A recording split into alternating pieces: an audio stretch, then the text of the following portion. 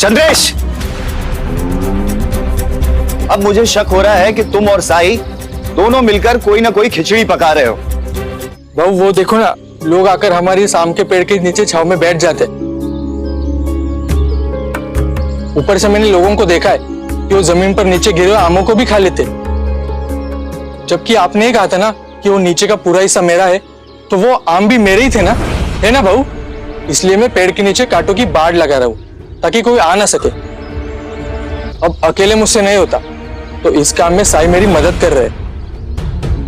मूर्ख, अगर नीचे तू कांटों की बाड़ बिछा देगा तो मैं पेड़ पर चढ़ूंगा कैसे?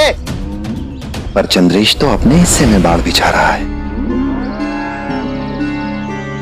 आपने इसे पेड़ के नीचे का हिस्सा दिया है ना, तो अपने हिस्से में कुछ भी करने के लिए ये स्वतंत्र है। मुझे समझ में आ गया चंद्रेश, तू ये क्या कर रहा है। कल से देख रहा हूं कि तू मुझे परेशान किए जा रहा है। तेरी मूर्खता के कारण बीती रात मैं चैन से सो नहीं पाया, क्योंकि तूने कंबल साई को धोने के लिए दे दिया था, और फिर घर में दुधारू गाय के होते हुए भी मुझे बाहर से दूध खरीद के लाना पड़ा, क्योंकि तूने गाय को ठीक ढंग से चारा नहीं खिलाया। एक तो वैसे ही आमदनी कम है, और ऊपर से तू गरीबी में मेरा आटा गीला करने पे तुला हुआ है। अब ये बाड़ बिछाने का नया फितूर चढ़ गया है। अंधा नहीं हूं मैं, सब कुछ दिख रहा है। अपने बड़े भाई को परेशान करते हुए शर्म कैसे नहीं आई तुझे? एक मैं ही तो परिवार हूं तेरा, और तू ऐसा तो कोई अपने दुश्मनों के साथ भी नहीं करता। और साई, आप भी चंद्रेश की इन हरकतों में उसका साथ दे रहे हैं। जिसका डर था वही हुआ ना साई। हो गए ना भाऊ नाराज। परिवार के नाम पर कुल मिलाकर भाऊ ही तो है। मैं तो बस इतना चाहता था साई, बाबा जो छोड़कर गए उसमें मुझे बराबर का हिस्सा मिला है। लेकिन अगर भाऊ से संबंध बिगड़कर मुझे कुछ मिलता है तो मुझे कुछ नहीं चाहिए। मुझे भाऊ के सिवा कुछ नहीं चाहिए। भाऊ चाहे तो सब रख ले, मुझे बस इनका आशीर्वाद चाहिए। खुद ही देख लो मोहित, इतना सब कुछ हो जाने के बाद भी चंद्रेश तुम्हारे बारे में सोच रहा है। इससे 10 साल बड़े हो तुम, फिर भी इसे तुम्हारी फिक्र है। तुम्हें बुरा ना लगे, इसलिए आज तक चंद्रेश ने तुम्हें इस बारे में नहीं बताया कि तुम्हारे द्वारा किए गए बंटवारे से ये कितना नाखुश है, कितना परेशान है। तुम इसकी परेशानी का अंदाजा इस बात से लगा सकते हो कि कंबल के बिना तुम एक रात भी सो नहीं सके, और कंबल के बिना इसने ऐसी कई रातें बिताई हैं।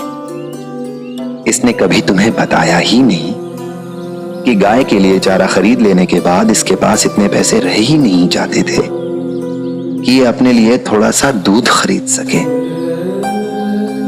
और अगर इसे तुम्हारी फिक्र नहीं होती तो ये सुबह शाम इस आम के पेड़ में पानी नहीं देता, और फिर ये आमों का जो लुत्फ तुम उठा रहे हो ये नहीं उठा पाते तुम। अब जबकि तुम इसकी करनी से परेशान हो तो इसे बुरा भला कह रहे हो, कोस रहे हो, इसे दुश्मन कह रहे हो।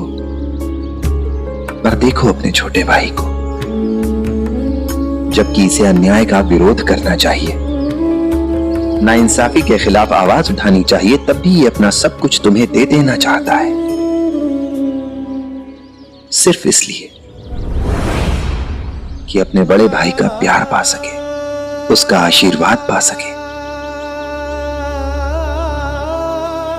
चंद्रेश तुम्हारा छोटा भाई है, तुम्हें उसका ख्याल रखना चाहिए, उसका समर्थन करना चाहिए।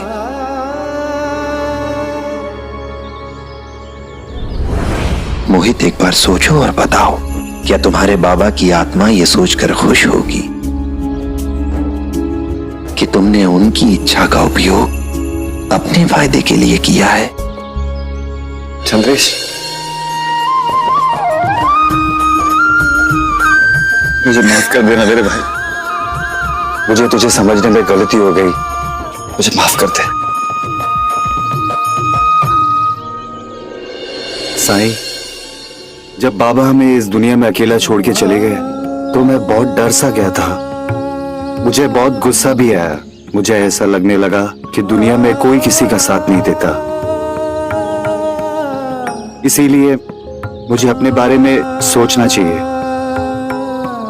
अपने हित को सबसे ऊपर रखना चाहिए।